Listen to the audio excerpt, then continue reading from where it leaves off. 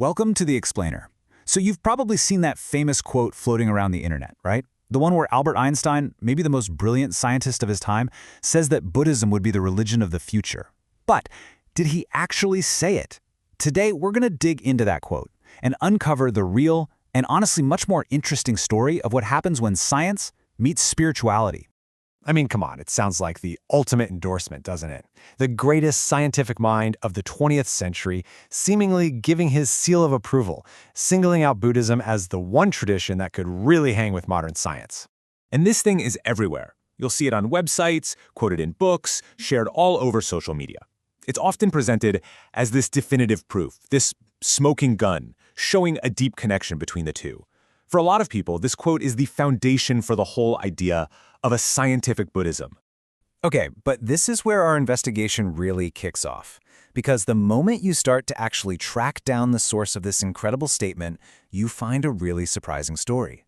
It's a classic case of an idea becoming way more powerful than the actual facts.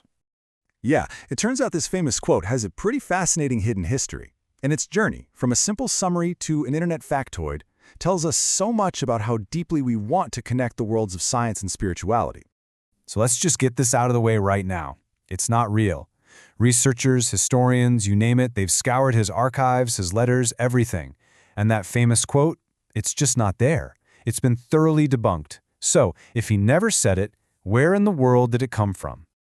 Well, the story of this misquote is actually pretty wild. It started out as a simple paraphrase in a book from 1958, where an author was just summarizing Einstein's general ideas about a cosmic religion. But over time, that summary started getting repeated, and somewhere along the way, people started mistaking it for Einstein's own words. Then, of course, the internet came along, and it just spread like wildfire, until it became what we think of as a fact. But here's the thing. This desire to link Buddhism with science didn't just pop up because of some fake quote. Oh no, it has a much deeper history, going back well over a century, and it's rooted in a really specific cultural and political moment.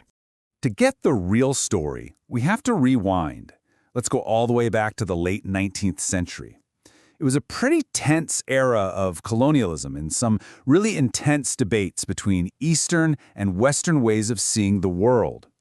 And this was a really strategic, really clever move.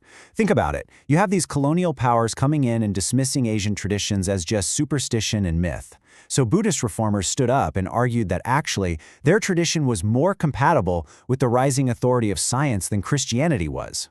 You had these huge public moments, like the famous Panadura debate, where Buddhism was positioned not just as a religion based on faith, but as a science of the mind, a rational philosophy that could stand toe-to-toe with Western reason. And this was all happening long before the internet even existed. Okay, so let's fast forward to today. This dialogue between Buddhism and science is happening for real now, but it is far more complex and, well, messier than a simple quote would have you believe. It's a real conversation, and that means it has real points of friction. You have these incredible organizations like the Mind and Life Institute, where top-tier Western scientists and brilliant Tibetan Buddhist scholars sit down together and have these respectful but often very difficult conversations about what reality even is. And here's a perfect example of a core tension. Traditionally, Buddhist practice was often aimed at something radical, liberation from the cycle of worldly suffering. But today, a lot of modern therapeutic uses of mindfulness are about functioning better within that world. You know, reducing stress so you can be more productive at your job. Very different goals. And this leads to some pretty fundamental disagreements. For the most part, science operates on the assumption that the mind is simply what the brain does, full stop. But many Buddhist traditions are built on the idea that consciousness can continue after death, which is a concept that directly challenges the entire materialist foundation of neuroscience. The late scientist Francisco Varela, who was a huge figure in this dialogue, had some great advice. He suggested that the best way forward isn't to rush to find easy answers. Instead, it's about having the patience to just hold these really difficult questions, to let the mystery sit there without needing to solve it right away. All right, so let's circle all the way back. After all of that, what did Einstein actually believe? It's time to get clear on his real perspective, which it turns out is just as profound as that fake quote, but way more nuanced. You see, his spirituality was this deep, almost religious feeling of reverence for the elegant, beautiful underlying structure of reality that science was revealing to him. It was a sense of awe at the cosmic order, not an endorsement of any particular religion, Buddhism included. Now, here is a real quote from him, and honestly, it's just as powerful. He wrote that our feeling of being a separate, isolated self is a kind of trick our mind plays on us. He called it an optical delusion of his consciousness. And that right there, that's the real connection. This isn't an endorsement, but it reveals this incredible resonance. The idea that the separate self is an illusion is a central core teaching in Buddhist thought.